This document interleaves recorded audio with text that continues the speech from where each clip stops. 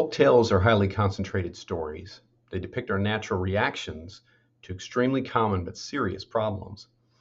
They do it with fantastical images, especially during the parts that have to do with intrapsychic reactions, and we'll see this.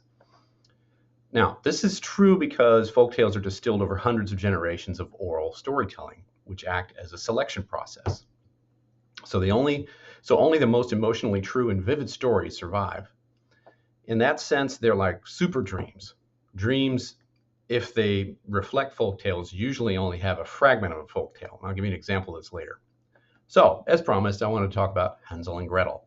It's a very interesting folktale. This is folktale 327A of the International Classification of Folktales. Examples of the stories are not only found in Germany and the Grimm brothers, the classic collection, but you can find this. Folklorists have found this versions of the story in Scandinavia, all over Europe and Eastern Europe, as well as North American indigenous tribes. They found it in China, Japan, all over Africa. Obviously, we can't help but tell this story. So isn't that interesting? Now, this is actually the case for most of your well-known folktales. There's hundreds of these found all over the world that have these countless parallels around the globe. They're independently invented globally by unrelated cultures, and they're very resistant to alteration across multiple tellings. Now, this fact alone gives us powerful evidence of the existence of archetypal narratives, or what in IPSA terms would be called a meta-instinct. There is a ton of other evidence for this than folklore evidence, but I'll save that for more videos later. Anyway, this story is not only about parental rejection, but exactly how we typically respond to it as children, both internally and externally, and it also shows us the way out. All of this is done with images and symbols, but once you understand how dreams are put together and why they are the way they are, you'll see this much more easily. So the story starts with them being rejected by their dad and their stepmother. They leave them in the forest so they don't have to feed them. It's great. This is the conflict and the hook that the folktale is tackling. Your folktales will always start off with this kind of thing. They'll say, here's your typical human situation, and then this is what happens afterwards, both inward and outward. This is a very common fear. This is a very common environmental challenge. It could have occurred in any culture anywhere. And yet, here's the interesting part. This is not unknown to the genome. The genome will have very classic responses to this situation. And you can see this in both Hansel and Gretel. They are both the stand-ins for the ego, the young ego. Whereas Gretel cries, which reflects that separation calls or cross-species attempts to reinstate parental care. Hansel uses his cleverness to try to find the parents again. Obviously, neither of those things works. And this is actually fairly realistic. If you're going to be rejected to that degree, these things aren't going to work. But the folktale is realistic enough to give us these efforts. Now they fail 3 times, and this is where it starts to get really interesting. This is the point at which they, lost in the woods, run into the witch, a magical character with a cookie house. Some versions of the story, it's an ogress. Some versions, it's a giantess. Either way, this is about, yes, parental, but mostly maternal rejection. Now, the witch offers to feed and care for them, but of course it's a trap because the witch only wants to devour them. Now, once we introduce the magical elements in a folktale, that's when you know we're dealing with a transition from the external conflict to the internal reaction in terms of psychodynamic principles. These principles appear magical because they are true symbolic depictions of emotionally true dynamics. In this case, it is the appearance of a Genet complex, named after Pierre Genet, a pioneer in the concept of the complex. This is when you have a split-off, self-perpetuating system of biopsychosocial interaction that is independent of the ego, initially designed to promote adaptation and defend the ego from trauma and dangerous environmental challenges like neglect. But the fascinating thing here is just how accurate this is in the story compared to the behavior of clinically observed complex behavior. The witch is a monster. It has poor eyesight. It initially tries to protect them, but has a darker agenda, which is to devour them. This is how complexes behave. They don't have foresight.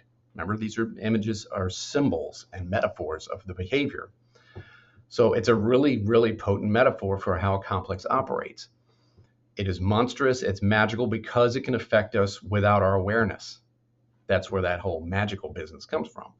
And it's not just interested in killing the ego, it wants to engulf it and essentially protect it. But the problem is it also is imprisonment as well.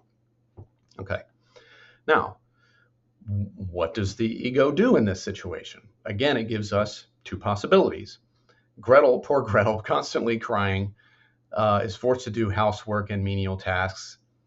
It has no effect. It doesn't help. She's trying to offer help. She's trying to clean and nurture and promote harmony. That doesn't work. Hansel, on the other hand, is trying to come up with clever solutions, right? He's such a guy. But this doesn't work either. He's locked up in a cage, and the witch wants to eat him, continually feeds him, but then because she can't see very well, she's trying to check the fat on his finger, and he keeps giving her a chicken bone. That's clever, but it doesn't actually do anything except delay this whole process. Nevertheless, these two characters, Hansel and Gretel, are both giving us common ego reactions to this parental rejection and neglect. Trying to fix it or trying to appeal to emotional empathy. Both fail. This is very, very realistic. As Stephen Richards likes to say, is one of his great quotes I love, incorrect cognition cannot be solved by correct cognition. It has to be correct feeling. Right? I love that. So then what is the solution? Interestingly enough, it's not clever Hansel that figures out a way out of this mess. It's poor Gretel, who up to this point has been fairly, ineffective, but only on the surface less effective than Hansel. But she winds up actually being the hero. She uses the witch against herself. This is the solution then. Gretel is the one who actually does the trick. She uses the witch against herself, and the witch is tricked into crawling into the oven and burning to death. At this point, they gain her treasure and they live happily with the father. The stepmother, whose idea was to stick him in the forest, just suddenly dies. The animals help them cross a river. Note the baptismal boundary imagery here, and to get home, and everything turns out well. But the bottom line here is the solution to this is that Gretel has the complex burn itself up in affect, which suggests that powerful emotion and correct feeling is how to become free of the complex. Ideally, you have to have the complex consume itself by preying on its own deficiencies. This is done in different ways clinically, but the general principle is always there for this challenge. So there you have it for Hansel and Gretel, and you can do this with many folk tales. I'll do a few more of these if you really want me to. I think they're really illuminating and fascinating. In this case, look how Hansel and Gretel doesn't just give us a universal human problem. It gives us a very clear picture in dream language of exactly what happens next. The typical ego attempts to fix it, and then the real way out of the mess.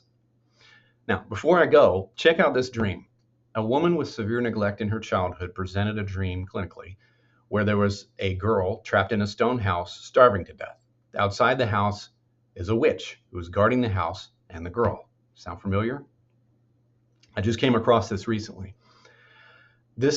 And you can see here now what I mean when I say that dreams often present folktale fragments. A folktale itself is usually a much fuller narrative because it has the advantage of having been coalesced through millions of minds and tellings. This principle is important not only to understanding human nature, but the nature of powerful and profound storytelling in general. That's what the mind uses to organize the story of me. It organizes all the experiences and condenses them down into a narrative. In King of the Forgotten Darkness, I use this connection between folktales and the mind to construct many of the elements of the plot to give it a dream or folktale-like feel. If you are a storyteller, be it a fiction storyteller or a therapist-style storyteller, you would do really well, I think, to study folktales. And it's for this very reason. Folktales are pure expressions of the deeper psyche and the genome. So that's my nugget of wisdom for you today. Like, sub, sign up for my newsletter. Be sure to check out Young to Live By as well. Links in the description. And I'll see you next time.